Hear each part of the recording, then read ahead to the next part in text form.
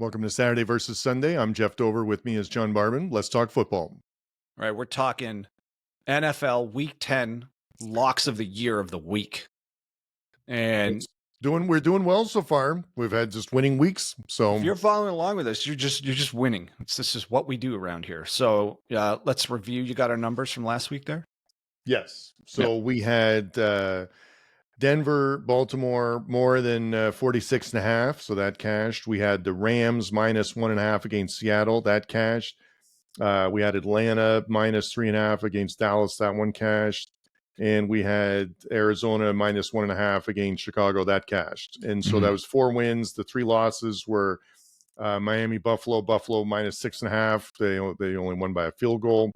Detroit, Green Bay over. This one kills me because once the game started, it was rainy and windy, and there's no chance of getting over 48.5. Also, Love being injured didn't help either. Yeah, I would have taken that one back if I was betting it live, but that's all right. And then in my one ridiculous call was the Raiders plus 7.5 over your Cincinnati Bengals. And I will make it clear that Raiders choice was Dover's choice. I had no part in that. Here, where this is Saturday versus Sunday, we're together on this. But it doesn't mean we can't call out who made what pick. Okay. So that had nothing to do with that Raider pick. Very good. All right, moving on. We'll let Joe Burrow and his family know. As if you bet against Burrow. Okay. All right, so moving on. Locks of the year of the week for Week 10. Shall I start? Yes, please. All right, I got the Falcons at the Saints. How on earth is this just Falcons minus 3.5? Is there something I'm not understanding? Yeah, I mean, it's the Saints played well last week and lost. I think if they had won the game, this would actually be an even shorter line. But yeah, and it's at New Orleans. Who's going to... I don't understand that at all. Yeah, no, I hear you. That's a good call. Yep. So, I mean, there's nothing else to say about that. I just don't see how... I just can't... I mean, the Saints might be able to beat a bad team, but I can't see them beating the Falcons. Yeah. All right, that's a good one. Okay, so this one is probably the one I feel best about this week. I had trouble coming up with the ones for the NFL this week. So this one, I've got the over in the Denver-Kansas City game. And that's mostly because it's at KC. They're favored to win by 8.5, which is a big spread, but the over-under is still pretty low at 41.5. So I think that Kansas City is good for at least 30 points at home. That means I just need 12 by Denver, which I think could also happen on defense as well, like at or like a turnover. I think could be possible with Bo Nix and stuff. So I feel pretty good about the over 41.5 at Kansas City. A little worried about the weather, kind of like last week with would prefer to see what it looks like at kickoff, before feeling that, solidifying it, but we're going to be making the bets today. So I'm going to take the over 41.5 Kansas City, Denver.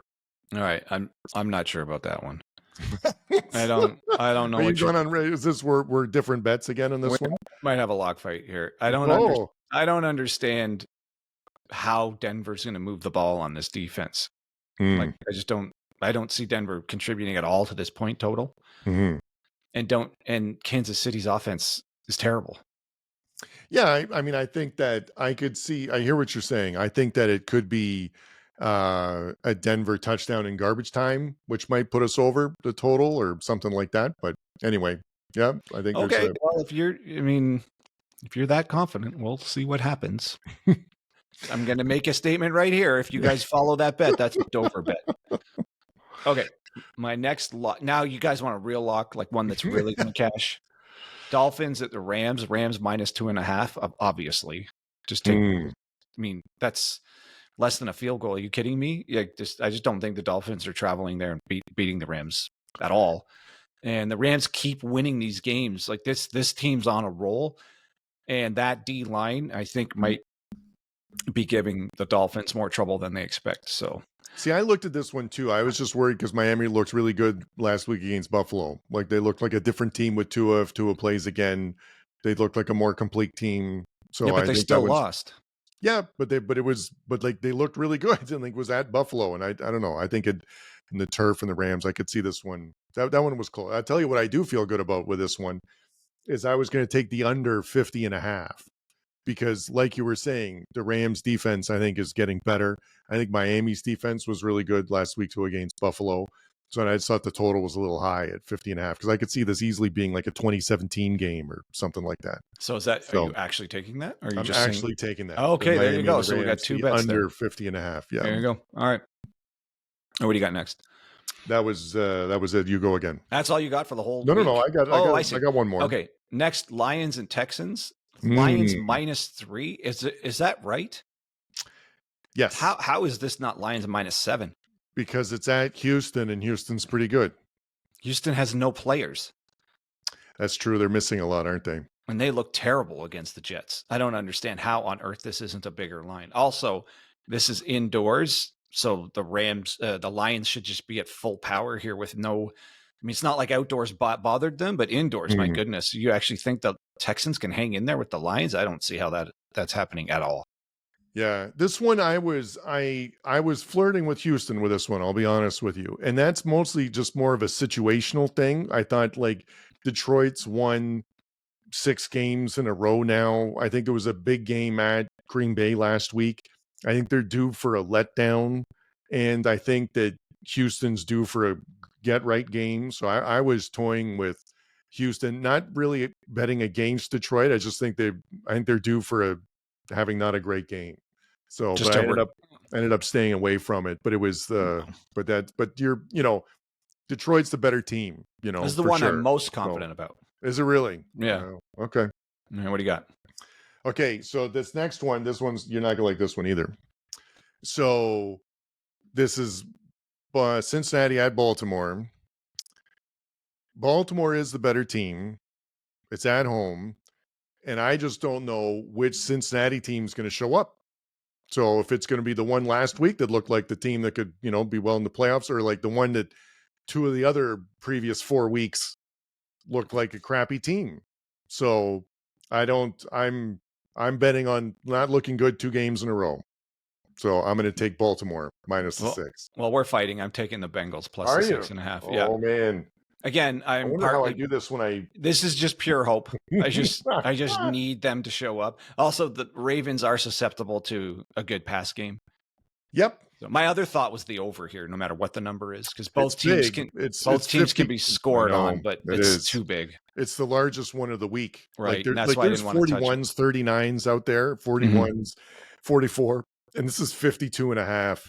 That's why I can't go. Yeah. I mean, they're just expecting both teams to be giving up some serious yards here. So you would take Cincinnati +6 here, right? I'm taking Cincinnati +6. Oh, man. Yep. Okay. How are we going to actually do this when I place the bets? We've never had a different sky before. Fight? Yeah. I don't know. We'll figure it out. Those are. Well, that's where I'm going with it. Yeah. No, I hear you. All right. My next one is Jets at Arizona. Arizona -1. That team's just playing better than the Jets. And it's at home. Again, that's another, to me, it's a no-brainer, that one. So, yeah, I think that I think the only reason why the Jets lost 5 games in a row and then won last week. And I think everyone's on the Jets now. Like they're like, oh, they're going to get right. But they're still not a good team. And aren't the Cardinals winning 3 games in a row now? Yes, the Cardinals have won. Well, the Cardinals have won 4 of their last 5, right? The only loss was with the Packers, but they're yeah. So I think that I'm a little surprised at that one too. So yeah, I'm on Arizona. I think I'm on Arizona as well. All right. What do you got next? That's it. I'm out. All right, I got 2 more. All right. I got Eagles at the Cowboys. Eagles -6.5. I just don't see anything. From the Cowboys why they would even cover that. Again, statistically, they looked better than the Falcons, and they still lost by a touchdown. And I think the Eagles' run game is better than the Falcons' run game. I think just the Eagles are better than the Falcons. So I don't see how the Cowboys do anything here better than what they did against the Falcons, and they wouldn't have covered 6.5 even against the Falcons. Yeah, I'm always worried that because it's going to be the backup is starting, right? Because Dak's out, right? Rush? Yeah. So because Dak's out, right? Like I don't know if he's out, but he doesn't look good even if he's in or out. He doesn't look good. We probably won't know. Yeah, I felt like I felt like if they on the inside know that Dak's not playing and he gets a whole week of practice and there's 6.5 points at home, I don't know. But other than that, I think you're on the right side. Is your argument that Cooper Rush getting a week's worth is what's going to make the difference between them covering or not? Yes. Wow. As the reps with the ones, man. Not the $60 million quarterback, but the backup. Just the beginning. You said he looked just as good as Dak last episode. And what was a year or two ago, he came in and won 4 of 5 games. It's reps with the ones counts at practice. Like that makes a big difference. I just think Dak's contract's one of the laughably bad contract, one of the worst in the league. He's just not that good. No. All right. Last one I got, Giants at Panthers. Giants -5. Panthers are terrible. This is a good example of one that's unless we're betting on it, we wouldn't watch. Is it fair to put in that category? I would go nowhere. I might not even watch it, even though I'm betting on it. That's how bad of a game this is getting. Well, no, but the Giants have way more pieces than the Panthers do. Are you kidding me? So in Germany, this game. Oh, right. So whatever. Not that Carolina had a big home field advantage anyway. No, they have no home field advantage. I'm sure there's more people over there that like the Giants than the Panthers. But yeah, I don't understand how. I mean, if you just go position by position, where on earth does the Panthers actually have an advantage here?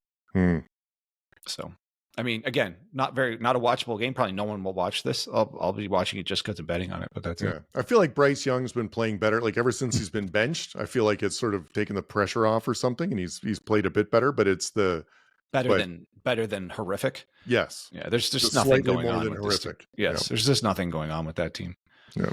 All right. Well, that's our locks of the year of the week for the NFL week 10, and come back after on Monday to review this. And while we cash in all of our winnings, and if you guys follow along, remember Dover made a couple weird ones.